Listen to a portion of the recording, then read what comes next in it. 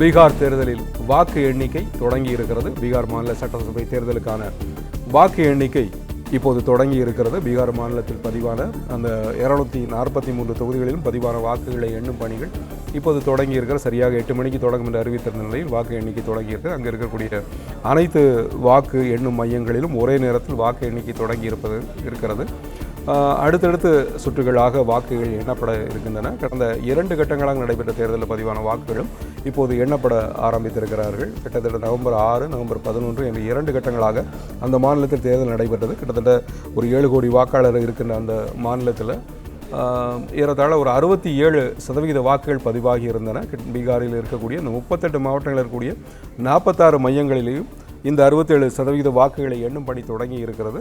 67 சரியாக சொன்னால் 67.13 இருக்கக்கூடும் வாக்கு எண்ணிக்கை தொடங்கி இருக்கிறது. கொஞ்ச நேரத்தில் அந்த முன்னணி நிலவரங்களை நம்ம பார்க்கலாம். பீகாரில் உள்ள 38 மாவட்டங்களில் 46 மையங்களில் வாக்கு எண்ணிக்கை தொடங்கி இருக்கிறது. வாக்கு எண்ணிக்கை தொடக்கம் குறித்த கூடுதல் தகவலை தருவதற்காக நம்மோடு இணைப்பு இணைகிறார் செய்தியாளர் ராஜ்குமார்.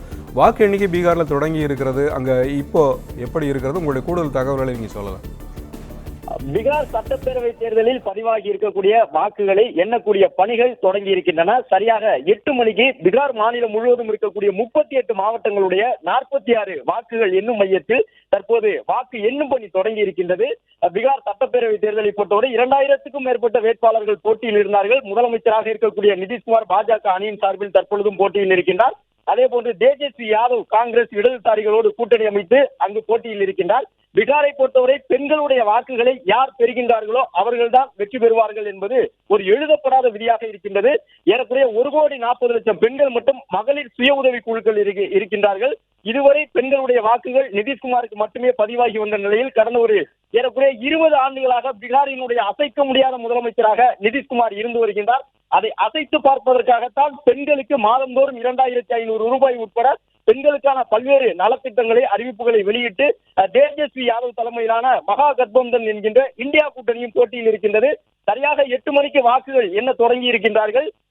அரை மணி நேரத்திற்கு உள்ளாகவே அந்த முடிவுகள் எல்லாம் வெளியாக தொடங்கும். 8:30 மணி முதலே நமக்கு அந்த முடிவுகள் கிடைக்கக்கூடும். கருத்து கணிப்பு முடிவுகளை பொறுத்தவரை ஸ்வீப் என்று சொல்லக்கூடிய விதமாக ஒரு பக்க சார்புடன் தான் வாக்குகள் எல்லாம் சென்றிருக்கின்றன என்றெல்லாம் சொல்லியிருக்கின்றார்கள். பாஜக கூட்டணி எளிதில் வெற்றி பெறும் என்று சொல்லியிருக்கின்றார்கள். கடந்த முறை பாஜகவும் தேஜஸ்வி யாதவும் கிட்டத்தட்ட 37% என்ற அளவில் தான் நிதிஷ்குமாருக்கும் தேஜஸ்வி யாதவுக்கும் வாக்குகள் பதிவாகி இருந்தன. 37% வாக்குகளை தான் பெற்றிருந்தார்கள். ஆனால் பெண்கள் அதிகம் இருக்கக்கூடிய 15 சட்டப்பேரவை தொகுதிகளிலே நிதிஷ்குமாருக்கு கை கொடுத்ததன் காரணமாக நிதிஷ்குமார் எளிதாக முதலமைச்சரானார். எனவே இந்த முறையும் அதுபோன்று ஏதேனும் நிகழுமா அல்லது தேஜஸ்வி யாதவ் ஒரு மிகப்பெரிய மாற்றத்தை கொண்டு வருவாரா என்ற எதிர்பார்ப்போடு தற்போது இருக்கக்கூடிய சூழ்நிலையில் வாக்குகள் எண்ணும் பணி 46 மையங்களிலும் தொடங்கியுள்ளது.